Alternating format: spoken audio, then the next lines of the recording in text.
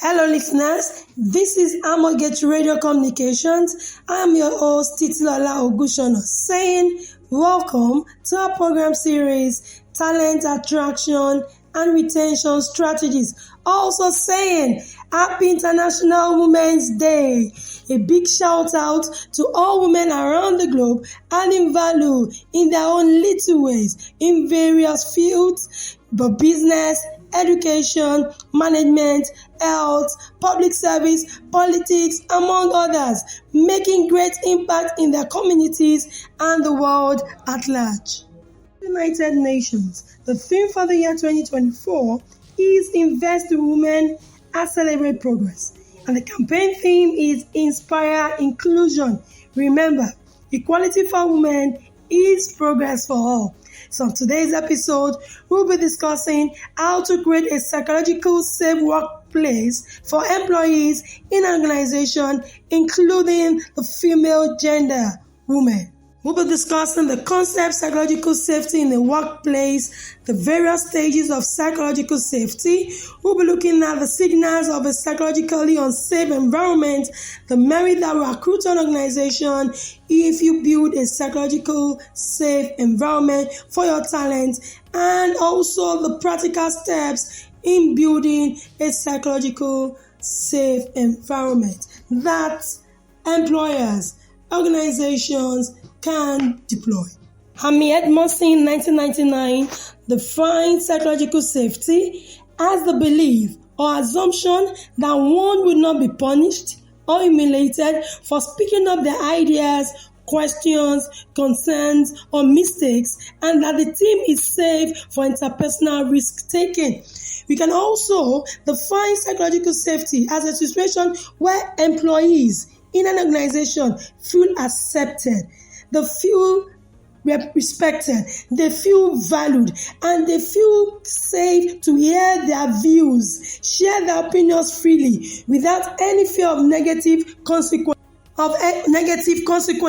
So a situation when employees feel accepted, they're not afraid of sharing their views, expressing their opinions. They are not afraid of negative consequences that could occur from being themselves. Innately, you are speaking to psychological safety.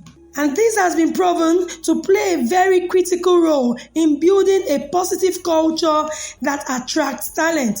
Last episode, we started on talking about cultural practices that can attract talent. And one of the components of the right culture, of an effective culture, is providing a psychological safe environment for your talent. Because that is the only way talent will feel safe, they'll feel secured, they will feel happy, they will have the trust to be able to work in your organization.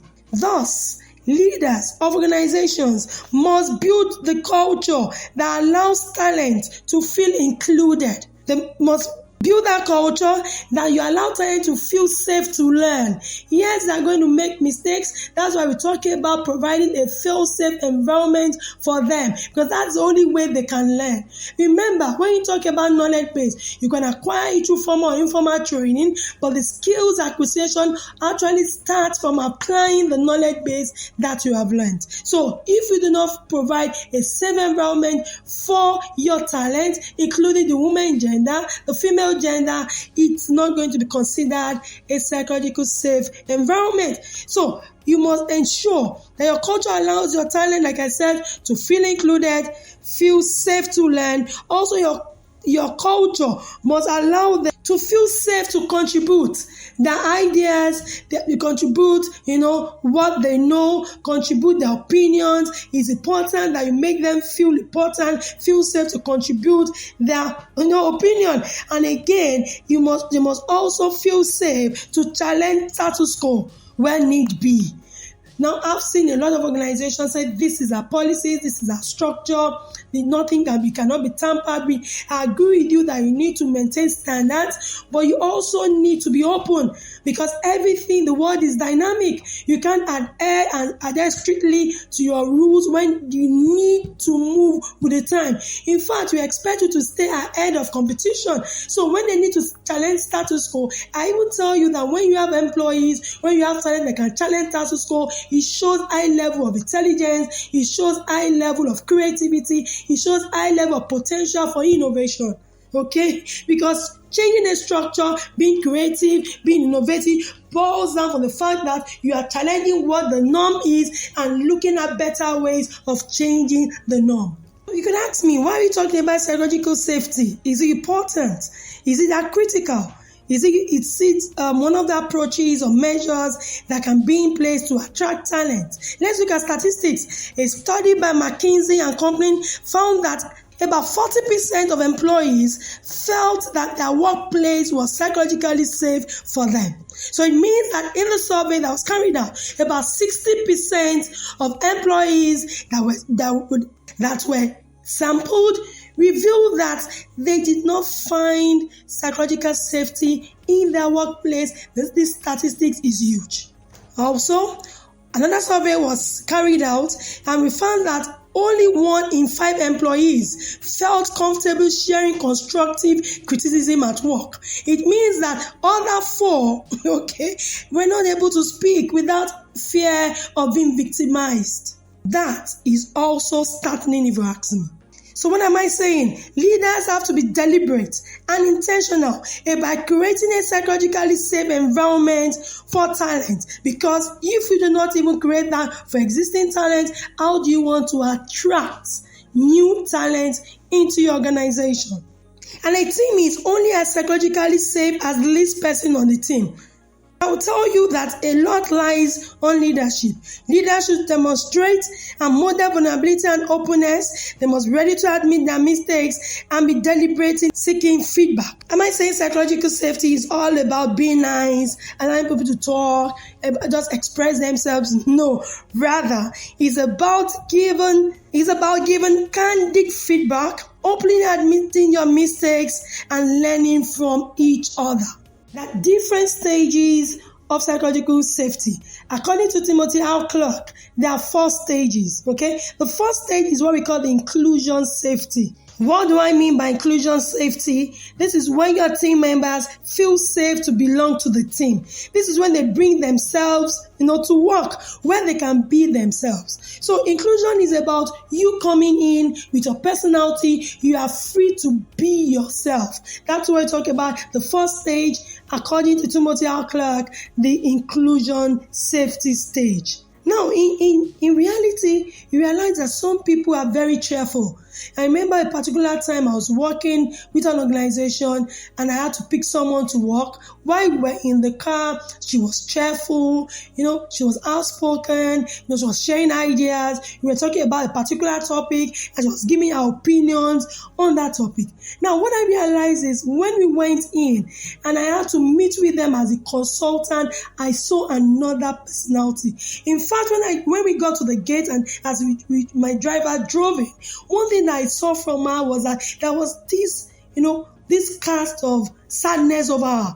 So when I saw it, though I know that when it comes to emotional intelligence, I've got that skills with me both by nature and nurture. But I saw that, but I felt, probably I didn't see it right. So when I got and I had to call her, I was carrying out an employee engagement survey, and I saw the one she was speaking. She was a different person entirely. So I would not say that person feels inclusion safety.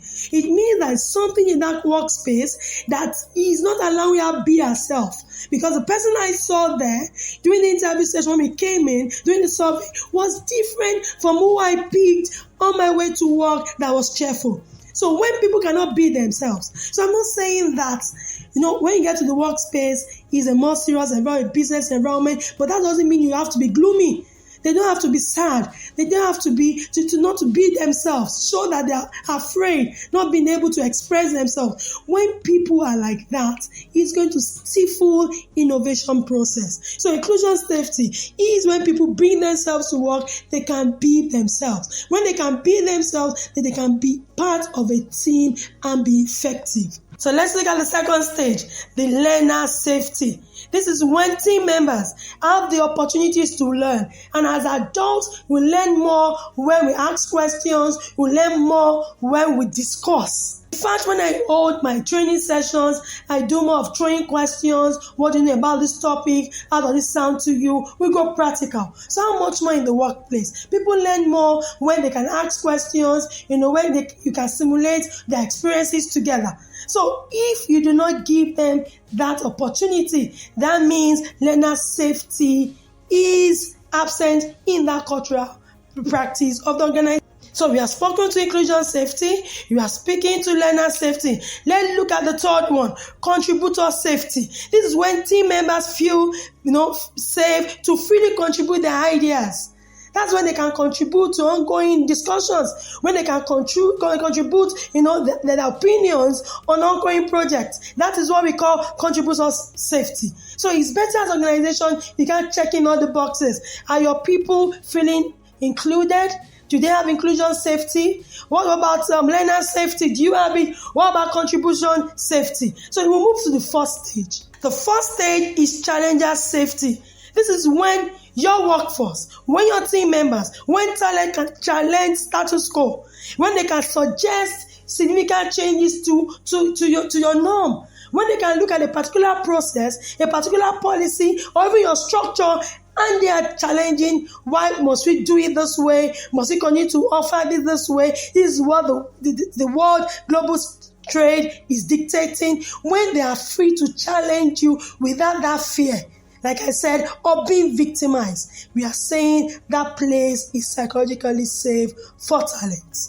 So it's at this point, let's start asking ourselves, evaluating that psychological safety status of organization, to ask ourselves inclusion safety, learner safety, contributor safety, and challenge safety. Do we have all of these 4 pillars present in our organization?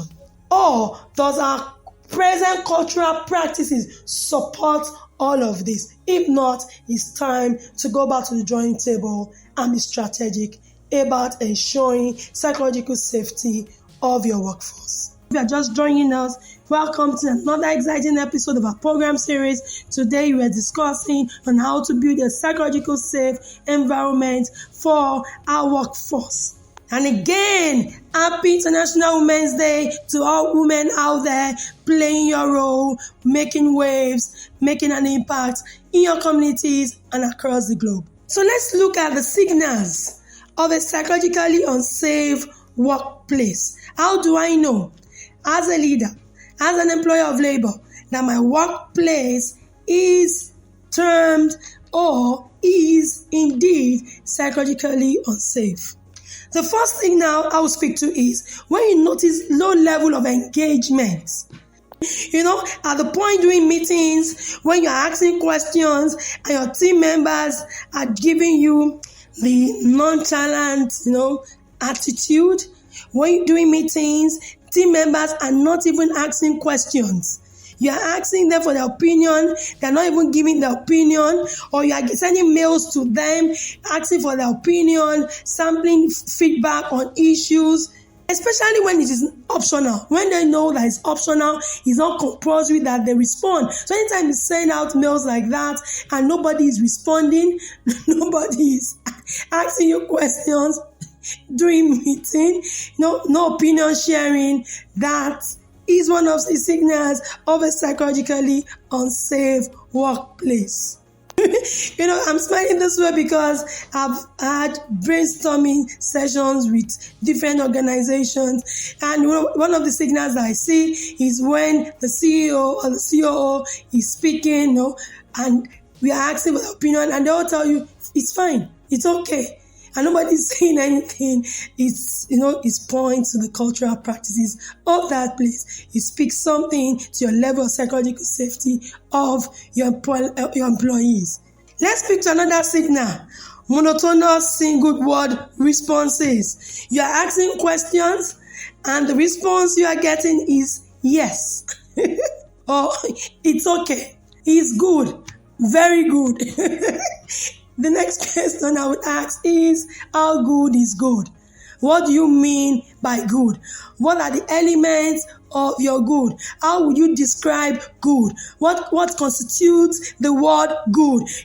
These are questions you need to start asking. So anytime you're asking questions, and they just tell you yes, no, or you even turn on your surveys and you put a place where you say additional comment, and nobody's saying anything other than good, picking the good, and nobody's giving you additional comments when you have open-ended questions, or we need open-ended answers where they can be creative and speak out their mind. That is another signal of a psychologically unsafe workplace, and it shows that you need to work on it. Okay, let me speak to the third signal, and that is when you get poor responses from suggestion boxes. Each time you go to your suggestion box, if you have a physical one and there is nothing there, if you have a virtual suggestion box and nobody's sending anything there, and you know that you are asking for opinions and you're not getting it, it speaks to the level of psychological safety inherent in your cultural practices in your organization. So let's speak to the merits that would accrue to an organization that has high level of psychological safety. The first I'm going to talk to is that it helps in generation of valuable ideas when people are free to express their opinions.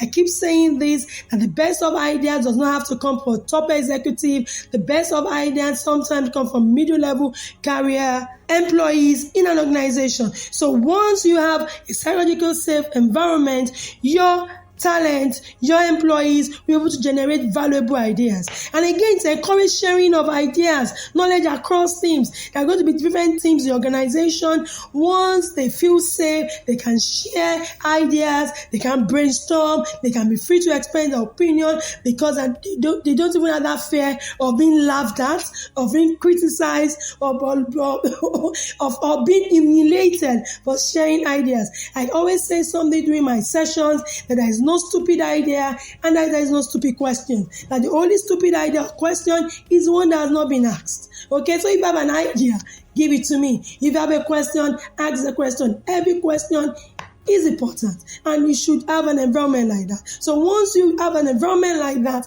you generate valuable ideas, then you can also share knowledge, ideas across teams. And once you do this, definitely the third merit is that it helps in reducing a lot of mistakes, because you can share ideas. So some people that have been in a particular unit maybe 2 years or 3 years before the new talent that's come in, is easier to let them know how to walk the path so they don't make the mistakes they made when they came in.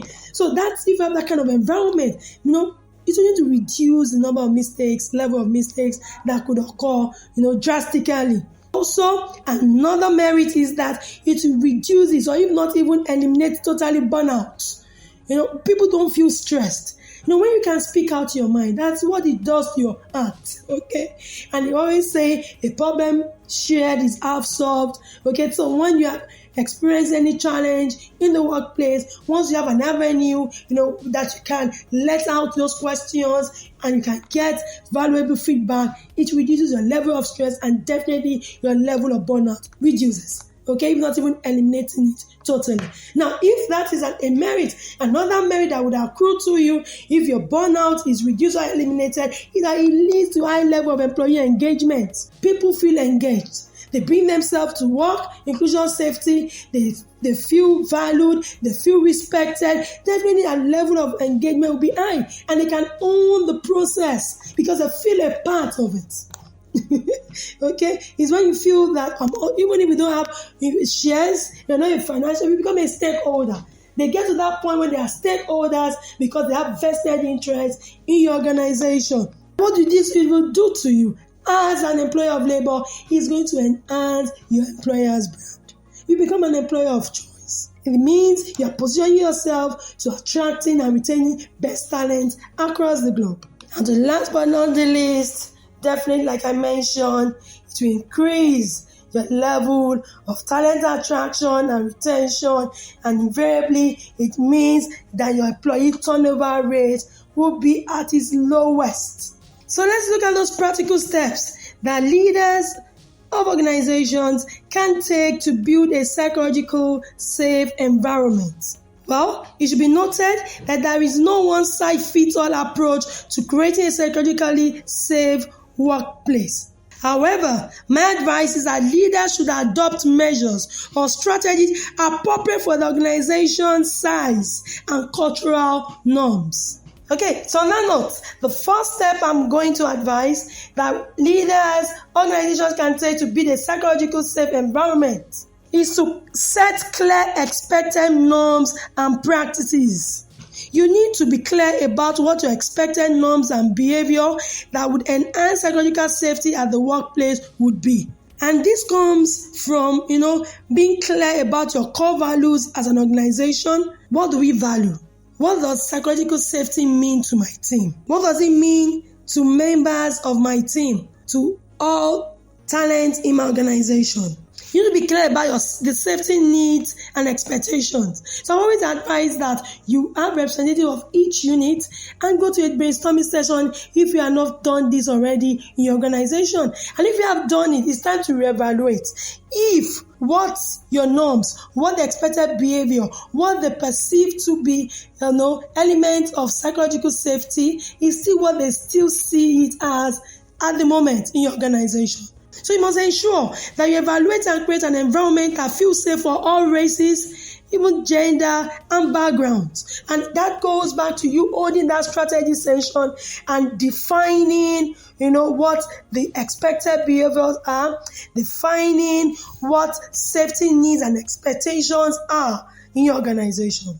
For instance, the female gender in your organization, do they feel sidelined? Do they feel victimized? How will they term or how do they see a psychologically unsafe environment? How would they describe it? What does it mean to them?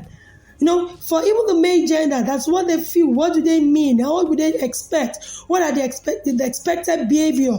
What are those elements, cultural elements that they want to see change?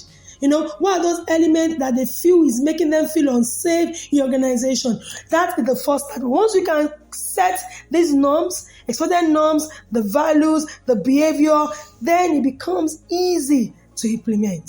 So once you are clear about this, the second practical step I'm going to advise is that it lies on leadership. Leadership should set the tone. Leaders, most times when people leave organizations, they do not leave the organization per se, but they leave their team leads, they leave leaders. So it's important that leaders, you need to set the tone for a psychological safe environment. You must create an environment where team members can correct you. Okay, they can point out your mistakes without the slightest fear of being victimized. What we do at Amway during our review sessions, monthly meetings, you allow everyone to review. What have you done well? Okay, highlights of what you have gotten well. In fact, also, we're going to talk about shortcomings. So you are going to ask yourself as a leader, if your team member points out, where you have dropped the ball, when they point out what you have done wrong, how do you own up to your mistakes? How do you treat them? Now, in fact, I would say take feedback as a gift. Okay, now it's even interesting that some of them would not even have the guts to correct you. But we create an environment where nobody will be victimized, nobody will be pressurized, nobody will feel slighted, nobody will be humiliated for speaking out. So once you are at meetings as leaders, you need to set the tone. Don't wait for just praises. Ask them, what have I done well? What do you think I can improve upon? Did I drop the ball at any time? Let them question and analyze your leadership style. So if you are doing that imagine the divisional leader doing that. So what happens to the unit leaders? So if the divisional head can ask other members to review him or her, give feedback. So definitely you are setting the tone that giving feedback, bottom up approach is allowed. And that becomes the culture and people feel safe. So leaders should set that tone. When you make mistakes, do you own up to it? Yes. I could have done it correctly. I'm sorry that I did this. I'll make amends. I'll find ways to improve. Do you do that as a leader? So leaders must set the tone. I always say, again, that leaders must lead with empathy. Rules are made for the people, not the people for the rules. Know when to bend the rules a bit. I'm not saying throw away, throw away your policies, your processes, but you must apply empathy. Put yourself in that person's shoes. When the people don't care how much you know, they know how much you care about them, is what we say over and over again, and that is very true. So, and there's some business leaders who have argued that fear can be deployed as a leadership tactic. According to them, it has worked for them, and putting fear is a leadership tactic, and it could be very motivating. Okay, yes, and I've told them that it's okay, it could work for you in the short run, but not in the long run. Because the danger here is, if you continually apply this as a leadership tactic, you will get your workforce stressed. They will be burned out. And trust me, when they are burned out, instead of learning, they will get resentful. And being resentful will be counterproductive. So I would say that fear is only a short-run approach, to achieving high level of productivity.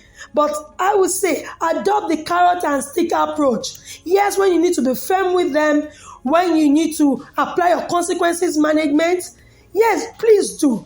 But let them know that you really care about them. Also apply the carrot approach. When they have done it well, do you celebrate them? Do you recognize the achievements? Do they feel safe in that kind of environment? Please, so a lot lies with leadership. You have to set the tone. You want people to feel safe.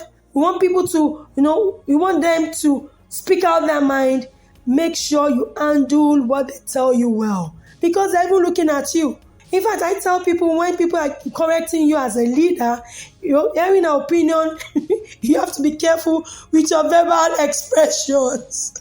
I've seen instances when leaders will tell me, yes, I allow them speak, yes, they spoke out their mind, but what about your verbal, your non-verbal, your facial expression? And they see you, you're making signs, unpleasant signs. How do you expect them to bear their mind? Or when you tell them speak, are you saying speak and your facial expression is actually telling them to speak? Or you are saying speak and your facial expression is giving them the vibe of you dare not speak. Okay? So when you set the tone, you want them to speak, to express their opinion. As everybody is watching, let your facial expressions, non-verbal expressions align with what you are saying. That must align with your words. Speak to the next one. The third step, you must encourage inclusive leadership practices as an organization. You must be strong advocates for inclusion in critical units of the organization. I look at every team in my organization and I'm get, and we are very, very particular about how many female, how many male do we have there. We are particular about having, what even within the country, are we represented in terms of the geopolitical zones in Nigeria, international affiliate? You are looking at different people. You have to look at race. You have to balance it, because you want people to feel psychologically safe in your organization, and we do not have representative or maybe race, gender in leadership position. No, you are not speaking to psychological safety. Your recruitment policies, team leadership, promotion policies, you must be balanced in terms of looking at core elements, race, gender, background. It's important that you balance it. And what it does for you as an organization is because it's going to build trust. And when your people can trust you, it's going to create a psychologically safe environment. And remember, an inclusive culture would encourage growth of talent, because they will see the genuine need to grow, because they want to add value. An organization that is giving value to its workforce in terms of, having their varying interests represented, definitely they want to give it back to you in terms of growing, the need to grow, so that they can add value back to the organization. Let's look at the fourth step. You must encourage two-way communication. You must be deliberate about deploying measures, tactics, where team members can hear their views, opinions, or critiques on issues in the organization. Effective communication has been said to be the bedrock of psychological safety. And when you talk about, we're talking about oral, written, verbal, visual communication. So if effective communication is the bedrock, it plays that kind of critical role. You must ensure that your team leads do not create an atmosphere that ridicules members' opinion, because this will discourage employees, team members from engaging in further discussions. And what I always advise leaders is that you can carry out communication tests. You need to evaluate the strength of your communication process in supporting a psychologically safe workplace. It's important. Do you know if your level of communication presently, your corporate communication strategy, does it support a psychologically safe workplace? I always advise that you carry out your tests, your surveys, your interviews to ensure that you establish the level of communication effectiveness in your organization. Okay, still on the practical steps of building a psychological safe environment, let's look at the 5th step. You must give constructive feedback. As simple and as granular as that is, it goes a long way in ensuring a psychological safe environment. You must focus on issues and not personality. Definitely conflicts are inevitable. When they come up, how do you handle?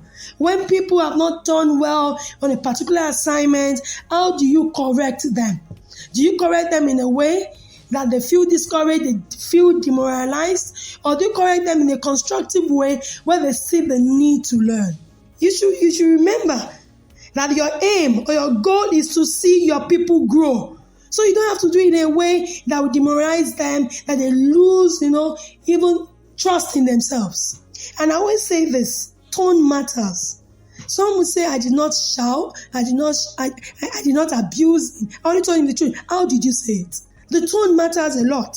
And I say most times, how we talk carries more weight than what we say. How we talk carries more weight than what we say. So how we say it matters a lot.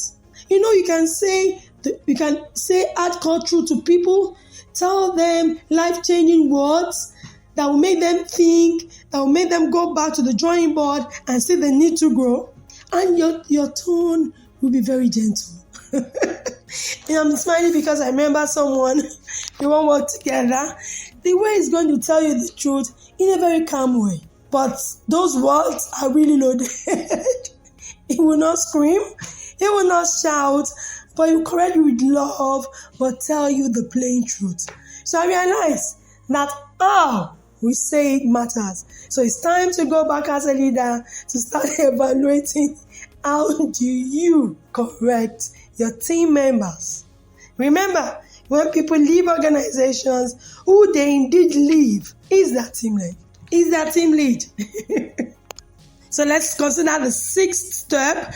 Let's be transparent in our processes. You have to be clear, because clarity brings about transparency. And this builds level of trust in an organization. How do you want to be clear? Be clear about your KPIs, your key performance indicators. Be clear about your job description. Be clear about your promotion criteria. Be clear about incentives. Who gets what and what can you do to achieve what? Be clear about your consequence management. When you default in this area, this is what we do. When you are clear about it, definitely people will feel safe. I can plan my promotion myself once you are clear about my KPIs. Once you are clear about consequences management, I can plan not to be demoted. I can plan not to be punished because you are clear about it. And that makes me trust the system. Once I can trust the system, definitely I can be very productive in the organization. Let's look at the 7th step. You must adopt various flexible feedback channels. Some people are very extreme introverts, some are extroverts, some people don't like to talk in public, so you have to find various flexible channels where they can give feedback in organization. Some people are comfortable with talking, extroverts, some people are more comfortable with sending a mail, so you can allow people, send their feedback to you through via mail, telephone, meetings, openly, be flexible around it. Okay, so when you are flexible around it, everyone will find the most effective feedback that suits their personality so that they feel included, in the organization. So let's consider the last but not the least step for today in building a psychological safe workplace is avoid the blame game. When issues occur, focus more on solutions to the problems, to the issues and challenges, rather than spending all the time blaming others. I'm not saying do not investigate, rather am I saying do not get to the root of issues, but I'm saying spend your time more on solution-based strategies. You must look at that. And let me tell you what happens is when issues occur and what you are looking at that is you drop the ball. You made us lose money. You. Now, what you are saying to that person that took that initiative and made a mistake, what you are saying to others is don't take initiative next time. What you are saying to others is don't take the risk next time. What you are saying to others invariably is it's an environment where you can try new things. It's not an environment where you know you can't do it perfectly that you venture into. You are saying this is an environment where you can be creative or innovative. You are saying we do not have a fail-safe environment for my talent in the organization. That's what we're telling them, invariably. And you have to be careful with our words. Our advice that we should use the we rather than the you, okay? And for instance, I'll say, why didn't you delay this report? You made us lose this project. You made us incur this financial loss. Why don't you put it this way by saying, okay, let's come together. Let's review the last proposal, how it went. And as a leader, you are saying, what can we do better to ensure that we send in the proposal early next time? You say the idea starts flowing. You are saying we, not you, not a particular team made us lose it. What can we do? Yes, they know they've dropped the ball, the deed has been done. So you are now calling them together to look at the growth mindset, to say, what can we? Remember, not you. Okay, what can we do better to ensure that we send the proposal early next time? Now, what can we do better to ensure we send it in early next time? We're already telling them we did it late. Okay, we didn't meet it up to it. You were only telling them we were not efficient in another way, but in a very nice way. So they start thinking it's the we, including the team lead. So it's not the we. Now, another way you can also put it is, what lessons can we learn from this circumstance, from these incidents? What lessons can we draw so we can move forward? Now, when you are saying what lessons can we draw, it's already positive, and people start hearing their views, sharing their opinions, and next time you'll be sure that you get the proposal early. Earlier than even the deadline. And that is the way to go. Because building a psychological workplace for top talent would help in creating a culture that would attract top talents across the globe and also retain them with you for a very long time. It's time to go back to review our organization. Are we building a psychological safe workplace for our talent? Because if we are not doing that, it's our advice that we go back to the drawing board, look at the steps over and over again, and look at ways to implement the steps in our organization so that we can build efficient cultural practices that will attract talent and also retain them for a very long time. I will draw the curtain here for today. Thank you so much for staying tuned to today's episode. I hope you have learned one or two things. Kindly click the like button if you have heard anything that you love. For feedback, contact leaders to test the psychological safety level of your organization. Do your talent in your workforce, do they feel psychological safe? Are there cultural elements in your organization at the present that would hinder your workforce from enjoying high level of psychological safety? If the answer is yes, can you go back to the drawing board and implement these steps? Well, I have to draw the curtain here. If you have any comment, feedback, questions, kindly send a mail to contact@thearmorgate.org. And you can actually check us out on our social media handles: Facebook Armorgate, Instagram Amogate, LinkedIn Amogate. I will leave us with the words of Edgar Schein, which says, when leaders become genuine learners, they set a good example and help to create a psychologically safe environment for others. Leaders, you need to learn, create an environment where your people can grow, and in that way, they can add value to your organization. Hope you join us same time next Friday on Amogate Radio Communication. I am Titilola Ogunsona saying bye from here.